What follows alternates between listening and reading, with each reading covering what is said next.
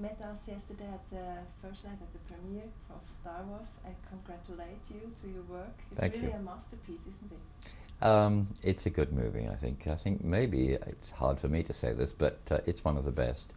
I think certainly the best of the prequels, but maybe the best one of all, because it's got everything and more. The story is, well, almost complete. It leads into the next episode, I think, very successfully. There's still some mysteries, but that's good. George has always kept some things in the shadows.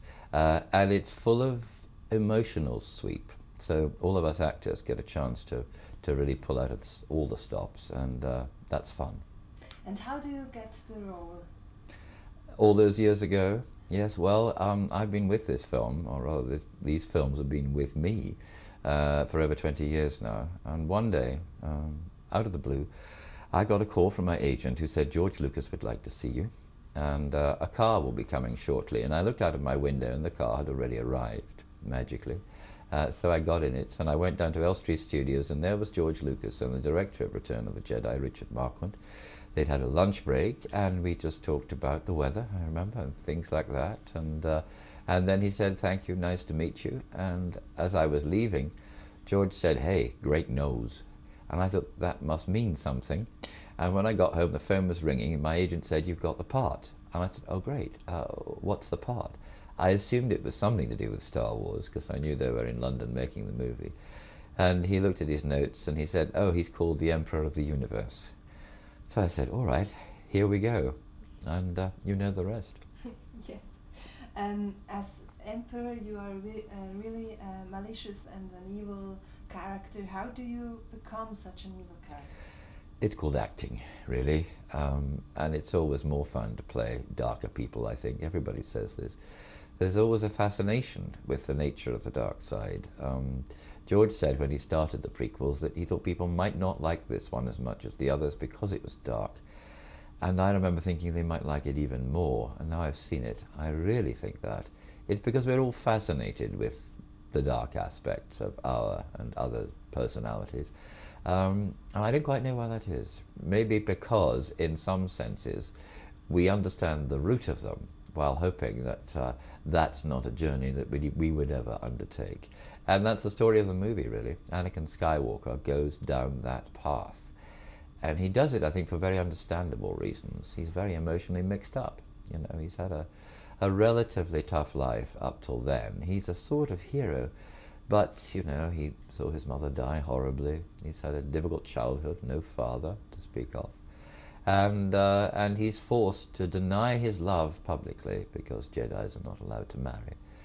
So he's in a bit of an emotional state, but he also has that little grain of, I suppose, what we call SITH, the need, the desire for power, which my character takes hold of and ruthlessly exploits.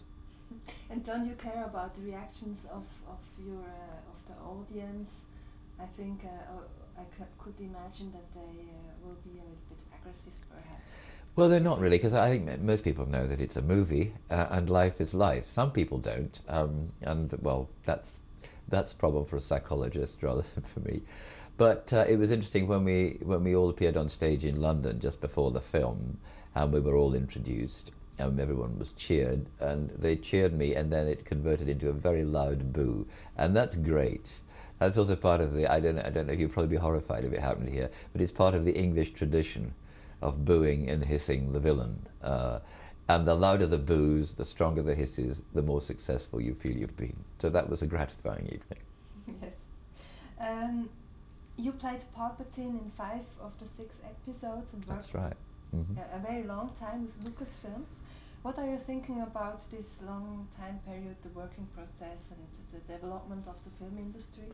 Yes, well, things have changed rapidly. I mean, and George has always been in the vanguard of change. That's one of the most interesting things about him. And he's never been interested in the status quo. He has strong ideas, and he's also had the courage to follow them through. That's how Star Wars happened. I mean, I think most of the major film companies thought he was a little mad to want to make a science fiction movie, because the received wisdom was that science fiction equaled box office death. So he made the movie, and when it came out and he showed it to producers and so on, they thought that their worst fears had been confirmed.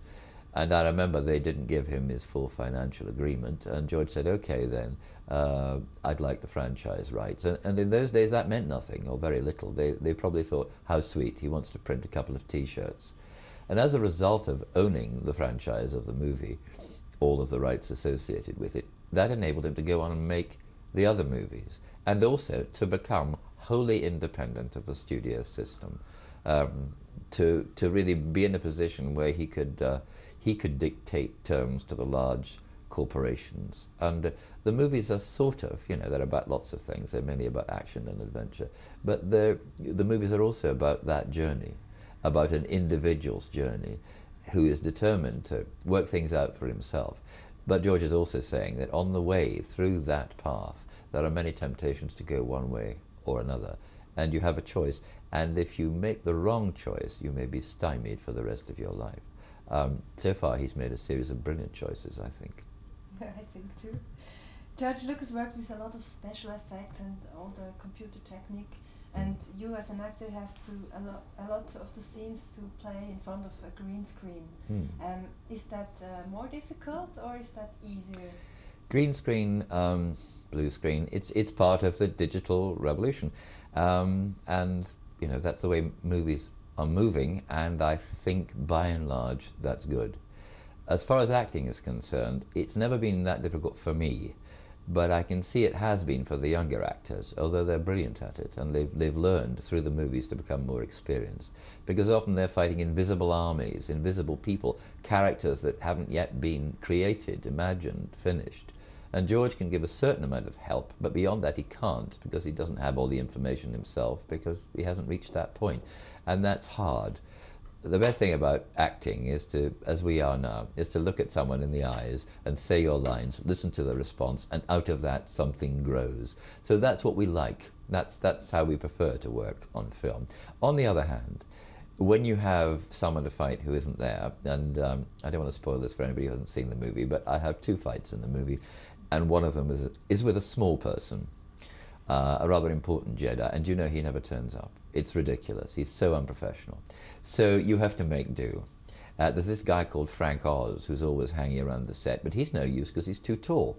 So you have to imagine this low person at various parts of your eye line all over the place, but it's not that difficult, and I get to fight him. So we worked out a very precise choreographed sequence, a bit as you would work out a dance, where he was and what I'd do, whether he was on the offensive, whether I was, and so on, when I tried to hurl these gigantic Senate pods at him and when he was throwing them at me.